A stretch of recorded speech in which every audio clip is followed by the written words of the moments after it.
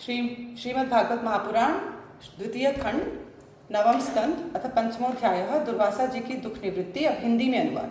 श्री शुकदेव जी कहते हैं, परीक्षित, जब भगवान ने इस प्रकार आज्ञा दी तब सुदर्शन चक्र की ज्वाला से जलते हुए दुर्वासा लौटकर राजा अम्बरीश के पास आए। उन्होंने अत्यंत दुखी होकर राजा के पैर पकड़ लिए। दुर्वासा जी की ये चेष्टा देखकर और उनके चरण पकड़ने से लज्जित होकर राजा अम्बरीश भगवान के चक्र की स्तुति करने लगे। उस समय उनका हृदय दयावश अत्यंत पीड़ित हो रहा था। अम्बरीश ने कहा, प्रभो सुदर्शन, आप अग्नि स्वरूप हैं, आप ही परम समर्थ सूर्य हैं, समस्त नक्षत्र मंडल के अधिपति चंद्रमा भी आपके स्वरूप हैं। जल, पृथ्वी, आकाश, वायु, पंचतन मात्रा और संपूर्ण इंद्रियों के रूप में भी आप ही हैं। भगवान के प्यारे हजार दांत वाले चक्रदेव, मैं आपको नमस्कार करता हूँ। समस्त अस्त्र शस्त्रों का नष्ट कर देने वाला एवं पृथ्वी के रक्षक, आप इन ब्राह्मण की रक्षा कीजिए। आप ही धर्म हैं, मधुर एवं सत्यवाणी हैं। आप ही समस्त यज्ञों के अधिपति और स्वयं यज्ञ भी हैं। आप समस्त लोगों के रक्षक एवं सर्वलोक स्वरूप भी हैं। आप परम पुरुष परमात्मा के श्रेष्ठ तेज हैं। सुनाभ, आप समस्त धर्मों की मर्यादा के रक्षक हैं। अधर्म का आचरण करने वाले असुरों को भस्म करने के लिए आप साक्षात अग्नि हैं। आप ही तीनों लोकों के रक्षक एवं विशुद्ध तेजोमय हैं।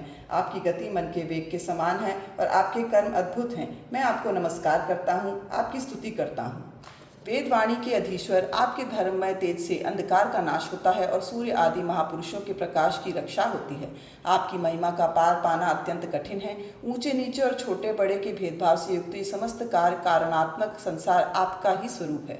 सुदर्शन चक्र, आप पर कोई विजय नहीं प्राप्त कर सकता। जिस समय निरंजन भगवान आपको चलाते हैं और आप दैत्य एवं दानवों की सेना में प्रवेश करते हैं, उस समय युद्ध भूमि में उनकी भुजा, उदर, जंघा, चरण और गर्दन आदि निरंतर काटते हुए आप अत्यंत शोभायमान होते हैं। विश्व के रक्षक, आप रणभूमि में सबका प्रहार सह लेते हैं, आपका कोई कुछ नहीं बिगाड़ पाता।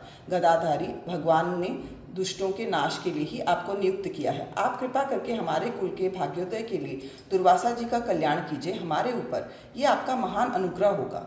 यदि मैंने कुछ भी दान किया हो, यज्ञ किया हो अथवा अपने धर्म का पालन किया हो, यदि हमारे वंश के लोग ब्राह्मणों को ही अपना आराध्य देव समझते रहे हो, तो दुर्वासा जी की जलन मिटा दीजिए। भगवान समस्त गुणों के एकमात्र आश्रय हैं। यदि मैंने समस्त प्राणियों की आत्मा के रूप में उन्हें देखा हो और वे मुझ पर प्रसन्न हो, तो दुर्वासा जी के हृदय की सारी जलन मिट जाए।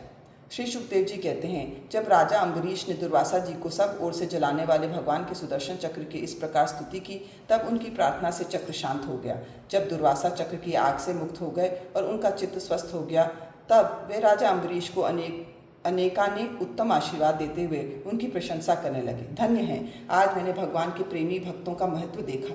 राजन, मैंने आपका अपराध किया, फिर भी आप मेरे लिए मंगल कामना ही कर रहे हैं। जिन्होंने भक्तवत्सल भगवान श्री हरि के चरण कमलों को दृढ़ प्रेम भाव से पकड़ लिया है, उन साधु पुरुषों के लिए कौन सा कार्य कठिन है। जिनका हृदय उदार है, वे महात्मा भला किस वस्तु का परित्याग नहीं कर सकते। जिनके मंगलमय नामों के श्रवण मात्र से जीव निर्मल हो जाता है, उन्हीं तीर्थपाद भगवान के चरण कमलों के जो दास हैं, उनके लिए कौन सा कर्तव्य शेष रह जाता है। महाराज अम्बरीश, आपका हृदय करुणा भाव से परिपूर्ण है। आपने मेरे ऊपर महान अनुग्रह किया। अहो, आपने मेरे अपराध को भुलाकर मेरे प्राणों की रक्षा की है। परीक्षित, जब से दुर्वासा जी भागे थे, तब से अब तक राजा अम्बरीश ने भोजन नहीं किया था।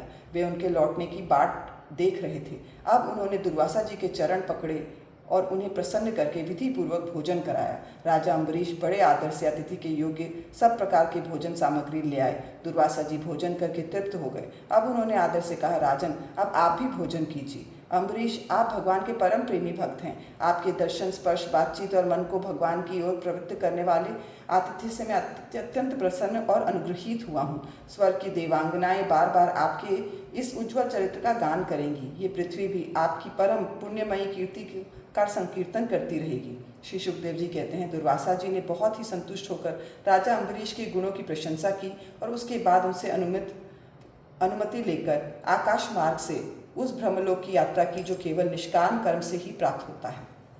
परीक्षित, जब सुदर्शन चक्र से भयभीत होकर दुर्वासा जी भागे थे, तब से लेकर उनके लौटने तक 1 वर्ष का समय बीत गया। इतने दिनों तक राजा अम्बरीश उनके दर्शन की आकांक्षा से केवल जल पीकर ही रहे।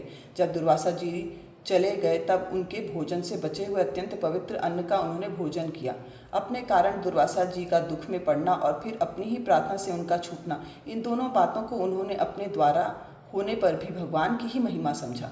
राजा अम्बरीश में ऐसे ऐसे अनेकों गुण थे। अपने समस्त कर्मों के द्वारा वे परब्रह्म परमात्मा श्री भगवान में भक्ति भाव के अभिवृद्धि करते रहते थे।